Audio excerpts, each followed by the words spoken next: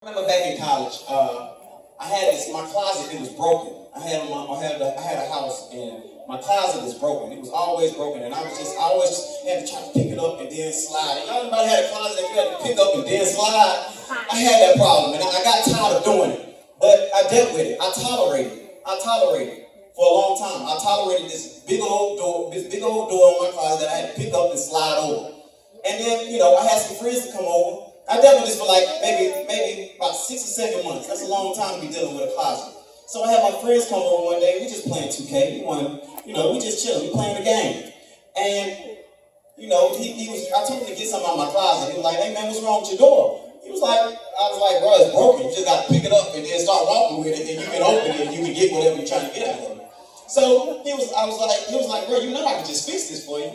And I had my other friend. I'm like, "Yeah, bro, we can just fix this. This ain't nothing. I can do that." And so in less than about 5 minutes, they done fixed my closet. Something that I was dealing with for 7 months, 6 or 7 months, they fixed in 10 minutes. What am I saying? That if you hang around the right people, if you got the right friends, the right people, the people that's gonna help you when you need it, or something that you've been dealing with your whole life, with the right people around you, they can fix just like that. Who are you sitting with? Are you sitting with somebody that's causing mess in your life? Every time you're around them, they talk about somebody. Are you hanging around somebody that all they want to do is cuss around you? Are you hanging around people that all they want to do is fight and cause drama and cause problems and do it? Or are you hanging around people that's like that in your life? Because if you are, then you have to ask yourself, where am I going? There's a story about the apple.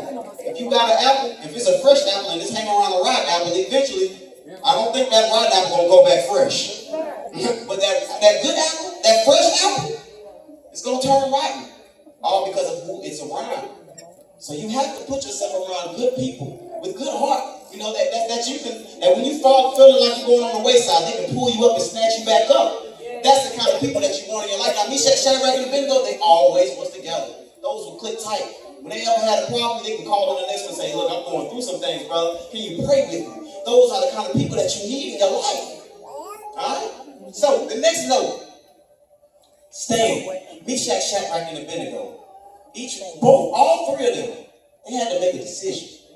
They had to make a decision to say, "Listen, this man, this king crazy.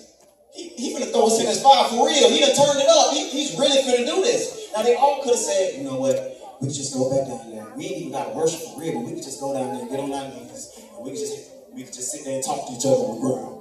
We could do that." That was a choice they could have had, but they decided to stand. They decided to say that, "Listen, I will not bow down to him. I will stand for my God because he means more to me than my own life." That's the kind of mindset. What will you stand when it gets bad, or are you that type of kid or that type of youth or that type of adult that when it gets bad in your life, you'll submit to the world and say that, "Look, you know what? Everybody else cussing. I'm at the party. Everybody else drinking. I might as well go ahead and drink too. Get sloppy drunk, throw up on them people." You can be that kind of person, or you can be that type of person and say that maybe if I decide not to do what everybody else is doing, somebody in this room will see me, and they'll say, "Listen, if they can do it, whatever the God is that's in them that's making them do that, I can find them." You got to stand for something. Now, understand this. This isn't the first time Meshach, Shadrach, and Abednego didn't have to stand up. This isn't the first time. See, God, it's the way he does things in order. The first time they stood up was when they was eating at the table. They was eating at the table with King Nebuchadnezzar, and they said, "Listen, we don't believe in eating this kind of meat or drinking this wine. We don't believe in that, and we're not going to do it." Now, you got all these people that's around them. "Hey, bro, pass that wine, bro. I'm going to turn that all the way up. Pass that. Hey, bro, let me get some of that steak. Yeah, no, make sure it's bloody. I like it like that." They're hanging around people that's doing that. Now, you got these 3 guys. That's just they decided to say, "Hey, look, we're not going to do that. We're not. Don't even think about it. I'm your boy. I'm going to look out for you. You know God ain't pleased if you do that. Don't do it." Now, they stood up and they told the king, they said, "Look, all due respect, King Nebuchadnezzar, but I can't do that. The God we serve, he doesn't approve of that right now, and we can't do that."